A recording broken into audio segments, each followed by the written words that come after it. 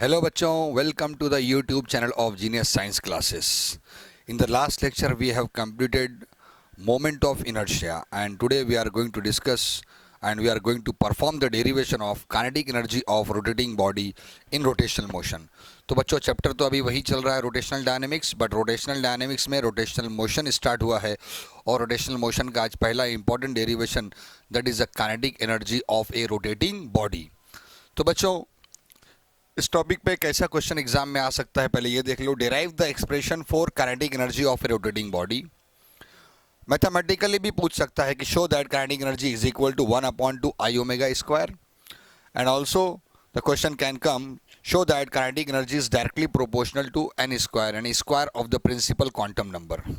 तो बच्चों जनरली किसी भी पार्टिकल का या बॉडी का जब वो लीनियर मोशन में है तो उसका काइनेटिक एनर्जी का फॉर्मूला आपको मालूम है. जब पार्टिकल लीनियर मोशन में है या बॉडी हो या पार्टिकल हो, जब वो लीनियर मोशन में है तो उसके काइनेटिक एनर्जी का जनरल फॉर्मूला हम सबको मालूम है. Kinetic energy which is equal to 1/2 mv square. This is a general formula for kinetic energy the particle perform linear motion.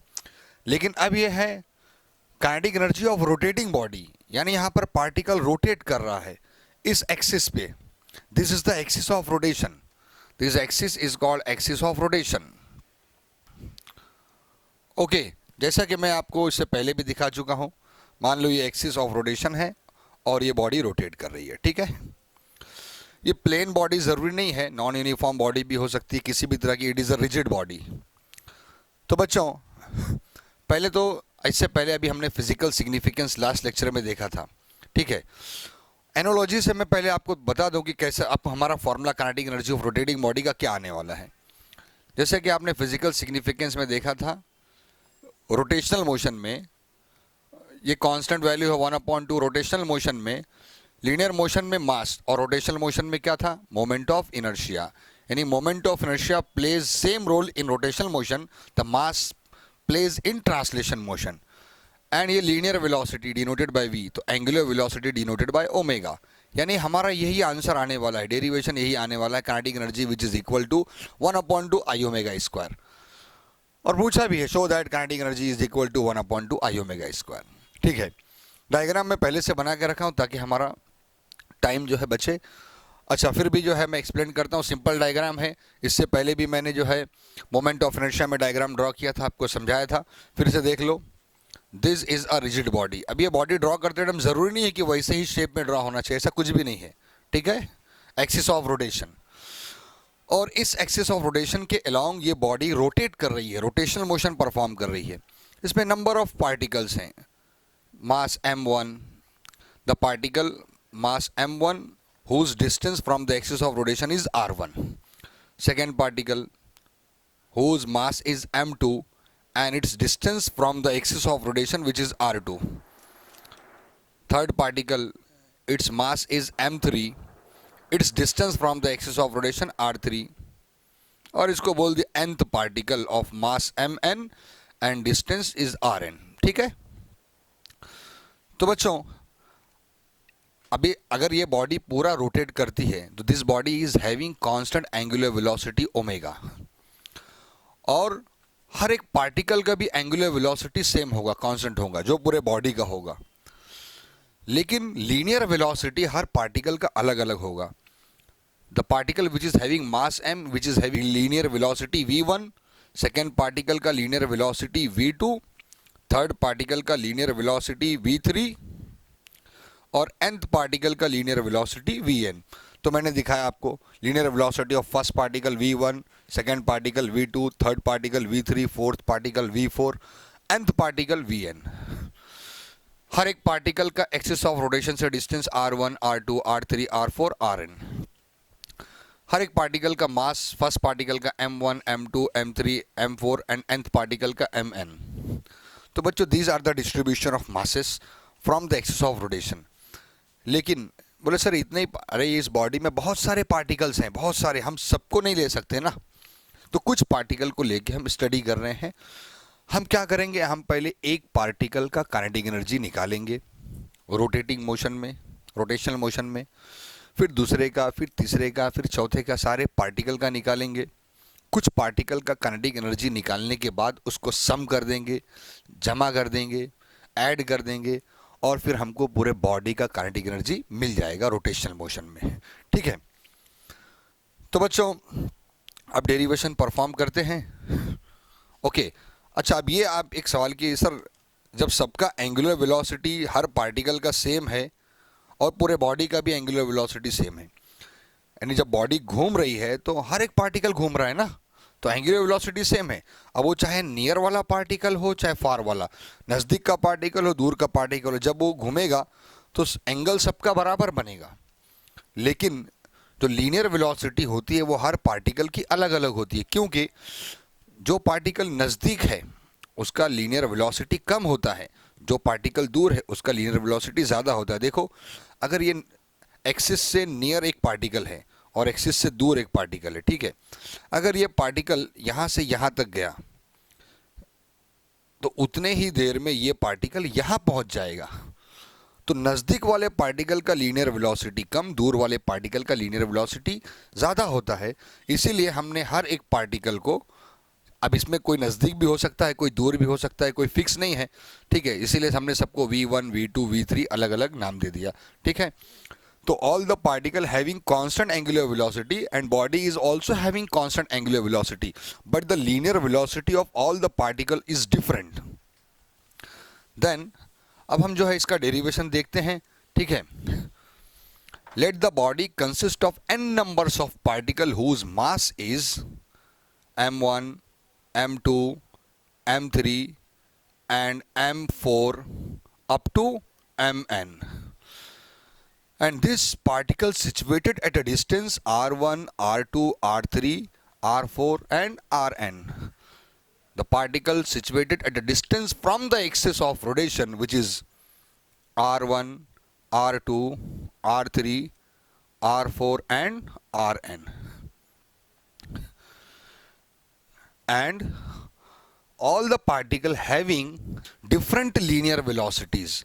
हर एक पार्टिकल की अलग अलग लीनियर वेलोसिटी है। ठीक है, तो the linear velocity of first particle, हम पहले पार्टिकल की लीनियर वेलोसिटी फाइंड आउट करते हैं। ठीक है, linear velocity of first particle having mass m1, तो क्या हो जाएगा linear velocity, we have the relation between linear and angular velocity, v is equal to r omega. तो पहले पार्टिकल का linear velocity v is equal to r omega. तो पहला particle है जिसका मास m1 है, तो उसकी लीनियर वेलोसिटी मैं बोलूंगा v1 is equal to r1 omega. Omega को नंबर नहीं दिया because omega is constant, angular velocity is constant for all the particle as well as for entire body.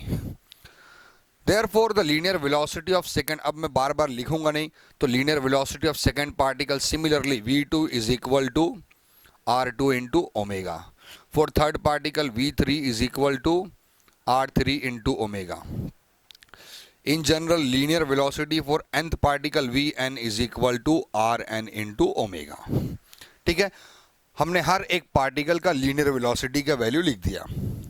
अब क्या निकालते हैं, अब निकालने जाएंगे kinetic energy of first particle whose mass is m1। हम पहले पार्टिकल का काइनेटिक एनर्जी निकालने जा रहे हैं, जिस पार्टिकल का मास कितना है m1, उसकी लीनियर वेलोसिटी कितना है v1 और इसका डिस्टेंस एक्सिस ऑफ रोटेशन से कितना है r1। ओके, तो kinetic energy of first particle and the general formula of kinetic energy, you know that it is 1/2 mv square। तो मैं लिखता हूँ kinetic energy of first particle, तो kinetic energy 1 which is equal to 1/2 m1 v1 square। ठीक है, first particle है, इसके लिए सबको v1 m1 दिया मैंने।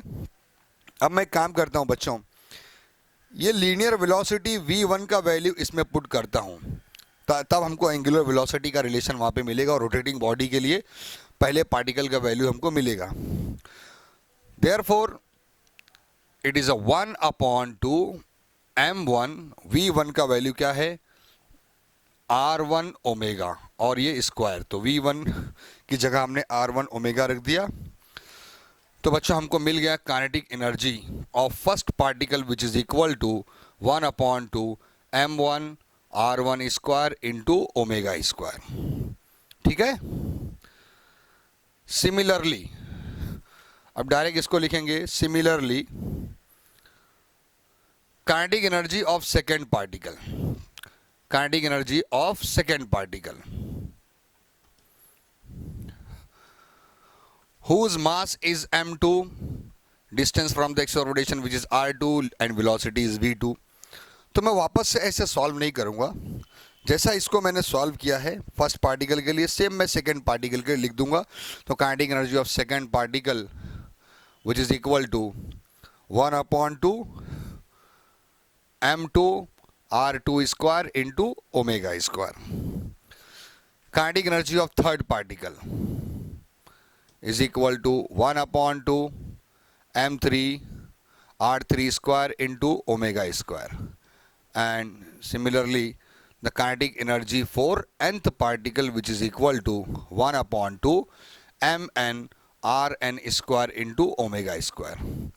तो बच्चों मुझे हर एक पार्टिकल का काइनेटिक एनर्जी मिल गया है, मैंने निकाल लिया फर्स्ट पार्टिकल का काइनेटिक एनर्जी, सेकेंड पार्टिकल का, थर्ड पार्टिकल का, और लीनियर वेलोसिटी की जगह एंगुलर वेलोसिटी का रिलेशन भी मैंने ऑलरेडी पुट कर दिया। अब मैं मालूम करने जाऊंगा, जब मुझे हर एक पार्टिकल का अलग अलग काइनेटिक एनर्जी का वैल्यू मालूम पड़ गया है और मैं इन सारे अलग अलग पार्टिकल के काइनेटिक एनर्जी के वैल्यू को ऐड कर दूंगा, तो मुझे पूरे बॉडी के काइनेटिक एनर्जी का वैल्यू मिल जाएगा। Therefore the total kinetic energy of rotating body, okay, therefore total kinetic energy, तो इसको मैं लिखता हूं kinetic energy total, ठीक है, is equal to sum of all the kinetic energy of the particle।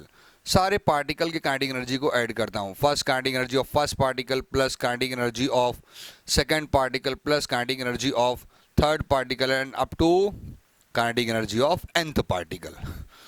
सारे अलग अलग पार्टिकल के काइनेटिक एनर्जी की वैल्यू को ऐड करेंगे तो मुझे पूरे बॉडी का काइनेटिक एनर्जी का, रोटेटिंग बॉडी के काइनेटिक एनर्जी का वैल्यू मिल जाएगा। तो बच्चों पहले पार्टिकल का वैल्यू कितना आया था, 1/2 m1 r1 square omega square, value put करता हूँ 1/2 m1 r1 square into omega square. Second का 1/2 m2 r2 square into omega square. Third का 1/2 m3 r3 square into omega square. Up to nth particle का value मैं लिखता हूँ 1/2 mn rn square into omega square. बच्चों इसमें से कुछ वैल्यूज़ मैं कॉमन ले सकता हूँ, देखो 1/2 सब में है, 1/2 कॉमन ले लेता हूँ, और ओमेगा स्क्वायर भी सबके पास है, ओमेगा स्क्वायर भी कॉमन ले लेता हूँ। ये देखो मैंने पहले 1/2 को कॉमन ले लिया और मैं ओमेगा स्क्वायर को इस तरफ कॉमन ले लेता हूँ, ठीक है। क्या वैल्यू बचा अंदर, m1 r1 square plus m2 r2 square plus m3 r3 square and up to mn rn square, और ओमेगा स्क्वायर को यहाँ कॉमन ले लिया, 1/2 यहाँ कॉमन लिया, ओमेगा स्क्वायर को यहाँ कॉमन लिया। अगर इस इक्वेशन को आप देख रहे हैं तो आपको कुछ याद आया, कुछ ध्यान आया? अभी हमने इससे पहले मोमेंट ऑफ इनर्शिया पढ़ा था और मोमेंट ऑफ इनर्शिया का डेफिनेशन भी देखा, the sum of product of mass and square of its distance from the axis of rotation, यानी this is equal to moment of inertia. इसके बदले हम लिख सकते हैं sum of M I and R I square, और उसके बदले हम लोग आई भी रख सकते हैं, ठीक है। तो बच्चों मैंने आपको मोमेंट ऑफ इनर्शिया के टॉपिक में पढ़ाते टाइम मैंने बताया था कि बिना मोमेंट ऑफ इनर्शिया के हम इस चैप्टर के जो आगे के टॉपिक है उसको आगे बढ़ा ही नहीं सकते। तो मोमेंट ऑफ इनर्शिया समझना पढ़ना ज़रूरी है। तो मोमेंट ऑफ इनर्शिया क्या था बच्चों, सम ऑफ, इन दोनों वैल्यू के बीच में क्या, product of masses of each particle and square of its distance from the axis of rotation। तो बच्चों इस इक्वेशन के बदले मैं लिख सकता हूं 1/2 sum of all the mi and ri square, और यहाँ पर है omega square, where I stand for integer number 1 2 3 4 and so on, ठीक है। और हमको पता है मोमेंट ऑफ इनर्शिया का फॉर्मूला हमारे पास आ चुका है, सम ऑफ MI/RI²। तो मैं इस वैल्यू के बदले I पुट कर सकता हूँ, where I stand for moment of inertia, it is 1/2 I omega square. This is a total kinetic energy of rotating body. This is the derivation for kinetic energy of rotating body. मैंने आपको start में ही बता दिया, 1/2 I omega square. ये analogy से, I is the moment of inertia and M is the mass. Mass plays same role in the translation motion, whereas the moment of inertia plays similar role in rotational motion. And V is the linear velocity, omega is the angular velocity. तो किसी भी फॉर्मूले को हम analogy से direct भी ध्यान में रख सकते हैं, ठीक है। अब जैसा कि मैंने आपको बताया कि इसके ऊपर एक ऐसा भी क्वेश्चन आ सकता है, show that kinetic energy is directly proportional to square of the principal quantum number, ठीक है। तो आप इसको जो है उतार लो, फिर मैं आपको ये बताता हूँ। ये फॉर्मूला ध्यान में रखना, 1/2 I ओमेगा स्क्वायर। बच्चों, आपने kinetic energy of rotating body का डेरिवेशन देख लिया, फॉर्मूला आपको समझ में आ गया होगा, kinetic energy which is equal to 1/2 I omega square. इसके ऊपर ऐसा भी क्वेश्चन पूछ सकता है, show that kinetic energy is directly proportional to square of the principal quantum number. कभी कभी इस तरह से क्वेश्चन आता है और बच्चे कंफ्यूज हो जाते हैं, बोले अरे सर फॉर्मूला तो 1/2 I ओमेगा स्क्वायर है, ये kinetic energy is directly proportional to n square कैसा आ गया। कुछ नहीं, सिंपल सा 1-2 स्टेप है, उसको परफॉर्म करके तो एग्जाम में कंफ्यूज नहीं होना है। अगर ऐसा भी क्वेश्चन आया तो इस रिलेशन को भी ध्यान में रखो। अभी आपके पास kinetic energy of rotating body का फॉर्मूला आया, kinetic energy is equal to 1/2 I omega square. Okay, आपको ओमेगा का फॉर्मूला पता है, omega is equal to 2 pi upon t है और 1/t which is equal to n। तो ओमेगा का वैल्यू 2 पाई n भी हम रख सकते हैं, ठीक है। तो मैं इस इक्वेशन में कौन सा भी इसको इक्वेशन नंबर दे दो, इस इक्वेशन में ओमेगा की जगह मैं वैल्यू पुट करता हूँ 2 पाई n, तो हमको मिलेगा kinetic energy which is equal to 1/2 I। Omega की वैल्यू क्या पुट करूँ मैं, 2 पाई n का होल स्क्वायर, ठीक है। तो ये हो जाएगा बच्चों 1/2 I, 2 का square 4 pi square and n square. अगर मैं 2 से कट भी कर दूं तो भी कुछ फर्क नहीं पड़ता, ये हो जाएगा 2 I and pi into n square. This is equal to kinetic energy. But in this equation you can see that 2 is a constant value, pi is also constant value and I is the moment of inertia. अब इस axis के लिए इस पूरे body का जो moment of inertia वो भी कांस्टेंट ही रहेगा, वो चेंज नहीं होगा, ठीक है, इस एक्सिस ऑफ रोटेशन के लिए। तो मैं ऐसा बोल सकता हूं कि 2 I and pi are constant, ये पूरा का पूरा वैल्यू कांस्टेंट है, ठीक है। तो एक इक्वेशन में लिखता हूं, kinetic energy is equal to constant into n square. और जैसे ही कांस्टेंट की वैल्यू हम हटाते हैं, हम क्या लगाते हैं, प्रोपोर्शनल की साइन। तो ये हो जाएगा kinetic energy is directly proportional to n square. तो इस तरह से भी आपको एग्जाम में क्वेश्चन आ सकता है। वो डेरिवेशन यहाँ तक परफॉर्म करने के बाद हमको ये भी परफॉर्म करना पड़ेगा। अगर उसने क्वेश्चन इस तरह से पूछा, derive the expression for kinetic energy and also show that the kinetic energy is directly proportional to square of the principal quantum number. Okay, तो बच्चों देखा आपने, 3 मार्क्स के लिए क्वेश्चन एग्जाम में आ सकता है और एकदम सिंपल और बहुत ही ईजी है। ओके, तो स्टॉप करता हूँ, गुड बाय।